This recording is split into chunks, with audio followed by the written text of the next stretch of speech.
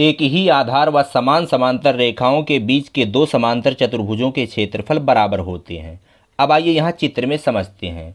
आधार AB पर, ये जो आधार AB है, इस पर दो समांतर चतुर्भुज बने हुए हैं। एक है ABCD, ये वाला चतुर्भुज, और दूसरा है ABEF, ये वाला समांतर चतुर्भुज। तो दो समांतर चतुर्भुज आधार AB पर बने हुए हैं। और दूसरा बात आप ये भी जान लें कि AB और CF ये समांतर रेखाएं हैं। तो AB आधार पर AB व CF समांतर रेखाओं के बीच में दो समांतर चतुर्भुज बने हुए हैं। हमें सिद्ध करना है कि दोनों समांतर चतुर्भुजों के क्षेत्रफल बराबर होते हैं। अब हम यहाँ पे जो ज्ञात है उसको लिख लेंगे। दिया है दो समांतर चतुर्भुज ABCD तथा ABEF उभयनिष्ठ आधार AB पर तथा समांतर रेखाओं AB और CF के बीच बने हैं। सिद्ध करना है समांतर चतुर्भुज ABCD का क्षेत्रफल वो बराबर है समांतर चतुर्भुज ABEF का क्षेत्रफल के। अब उपपत्ति में हम यहाँ पे लिखेंगे। अब यहाँ पे देखिए, चित्र में समझ लीजिए। समांतर चतुर्भुज ABCD, इसका जो क्षेत्रफल होगा वो इस चतुर्भुज, इसका नाम है ABED, इसका क्षेत्रफल और इस त्रिभुज का क्षेत्रफल अगर जोड़ दिया जाए तो दोनों के योग के बराबर होगा। तो चलिए हम यहाँ पे लिखते हैं समांतर चतुर्भुज ABCD का क्षेत्रफल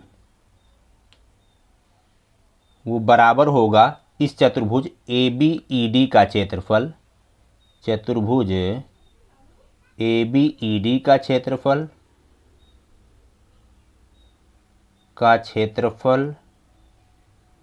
प्लस इस वाले त्रिभुज का क्षेत्रफल BCE का क्षेत्रफल, त्रिभुज BCE का क्षेत्रफल। इसको हम समीकरण 1 मान लेते हैं। उसी प्रकार समांतर चतुर्भुज ABEF का जो क्षेत्रफल होगा वो इस चतुर्भुज के क्षेत्रफल और इस त्रिभुज के क्षेत्रफल के योग के बराबर होगा। तो चलिए यहाँ पे लिखते हैं समांतर चतुर्भुज ABEF का क्षेत्रफल, F का क्षेत्रफल वो बराबर होगा चतुर्भुज ABED का क्षेत्रफल प्लस इस वाले त्रिभुज AFD, त्रिभुज AFD का क्षेत्रफल, D का क्षेत्रफल। इसको हम समीकरण 2 मान लेते हैं। अब आइए एक बार हम आपको फिर से समझा देते हैं। समांतर चतुर्भुज ABCD, इसका जो क्षेत्रफल है वो इस चतुर्भुज और इस त्रिभुज के क्षेत्रफल के योग के बराबर है, जिसको हमने समीकरण 1 में लिख दिया है। उसी प्रकार समांतर चतुर्भुज ABEF, इसका जो क्षेत्रफल है वो इस चतुर्भुज और इस त्रिभुज के क्षेत्रफल के योग के बराबर है, जिसको हमने समीकरण 2 में लिख दिया है। अब यहाँ एक चीज़ उभयनिष्ठ है। ये जो चतुर्भुज है ABED, इसका जो क्षेत्रफल है वो दोनों समांतर चतुर्भुज के क्षेत्रफल में उभयनिष्ठ है। अब आइए यहाँ हम समीकरण में समझते हैं। देखिए, समांतर चतुर्भुज ABCD का जो क्षेत्रफल है वो इस चतुर्भुज और त्रिभुज के क्षेत्रफल के योग के बराबर है। और समीकरण 2 में समांतर चतुर्भुज ABEF का जो क्षेत्रफल है वो चतुर्भुज के क्षेत्रफल और त्रिभुज AFD के क्षेत्रफल के योग के बराबर है। तो एक चीज़, ये वाला जो चतुर्भुज है दोनों में है, ये वाला त्रिभुज और ये वाला त्रिभुज अगर बराबर हो जाए, इसका क्षेत्रफल, इस वाले त्रिभुज और इसका क्षेत्रफल अगर बराबर हो जाए तो दोनों समीकरण के दायां पक्ष बराबर हो जाएंगे। और दायां पक्ष अगर बराबर हो जाएंगे तो इस तरह से बायां पक्ष हम बराबर लिख सकते हैं। तो हम क्या करेंगे, इस वाले त्रिभुज का क्षेत्रफल अगर इस वाले त्रिभुज के क्षेत्रफल के बराबर कर ले जाएं तो हमारा जो सिद्ध करना है वो सिद्ध हो जाएगा। तो हम इन दोनों त्रिभुजों के क्षेत्रफल को कैसे बराबर करेंगे, देखिएगा, इस त्रिभुज और इस त्रिभुज को हम सर्वांगसम करेंगे। अगर सर्वांगसम हो गया तो इसका क्षेत्रफल भी बराबर होगा। तो चलिए, त्रिभुज AFD व त्रिभुज BCE में इस त्रिभुज की ये वाली जो भुजा है इस वाले त्रिभुज के इस वाली भुजा के बराबर है। क्यों बराबर है, देखिएगा, समांतर चतुर्भुज जो ABEF है इसकी ये वाली भुजा और ये वाली भुजा सम्मुख भुजाएं हैं। तो AF बराबर है BE के, AF बराबर है BE के।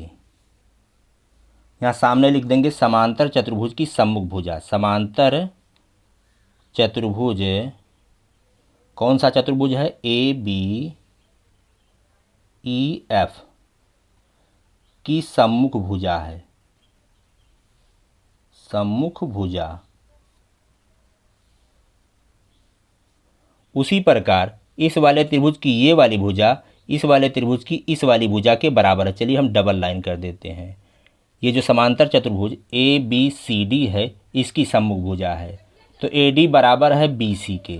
ए डी बराबर है बी सी के। यहाँ पे लिखेंगे समांतर चतुर्भुज।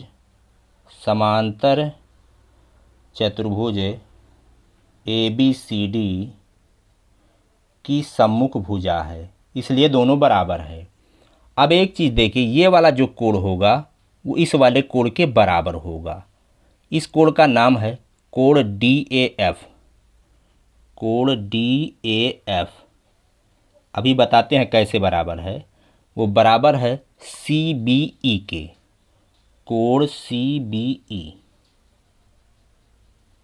अब यहाँ पे समझते हैं। देखिएगा, ये वाली रेखा इस वाली रेखा के समांतर है।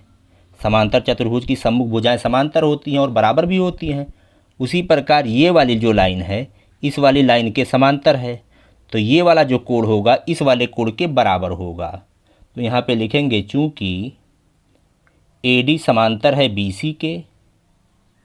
ए डी समांतर बी सी व ए एफ समांतर है बी ई के। ए एफ समांतर है बी ई के। इस वजह से ये वाला कोण इस वाले कोण के बराबर है। अब इस वाले त्रिभुज की दो भुजाएं इस वाले त्रिभुज की दो भुजाओं के बराबर हैं। एक कोण इसके एक कोण के बराबर है, तो दोनों त्रिभुज सर्वांग सम हो गए। इसलिए त्रिभुज ए एफ डी वो सर्वांग सम होगा त्रिभुज बी सी ई के। कारण में आप यहाँ लिखेंगे भुजा कोण भुजा सर्वांग समता से। दो भुजा और एक बीच का कोण दोनों त्रिभुज के आपस में बराबर हैं, इसलिए दोनों त्रिभुज सर्वांग सम हो गए। और जब दो त्रिभुज सर्वांग सम हो जाते हैं तो उनके क्षेत्रफल भी बराबर होते हैं।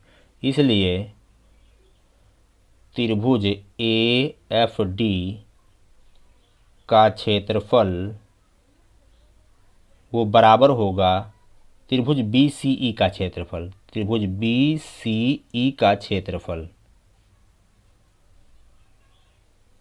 अब इसको हम समीकरण नंबर 3 मान लेते हैं। अब समीकरण 1, 2 व 3 से जब हम तुलना करेंगे तो देखिएगा, ये वाला जो त्रिभुज है इसका क्षेत्रफल इस वाले त्रिभुज के क्षेत्रफल के बराबर है।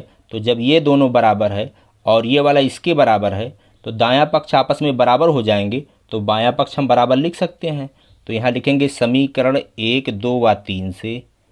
समीकरण 1, 2 व 3 से सिद्ध हो गया कि समांतर चतुर्भुज ए बी सी डी का जो क्षेत्रफल है का क्षेत्रफल वो बराबर है समांतर चतुर्भुज ए बी ई एफ का क्षेत्रफल। तो इस प्रकार से सिद्ध होता है कि एक ही आधार व समान समांतर रेखाओं के बीच के दो समांतर चतुर्भुजों के क्षेत्रफल बराबर होते हैं।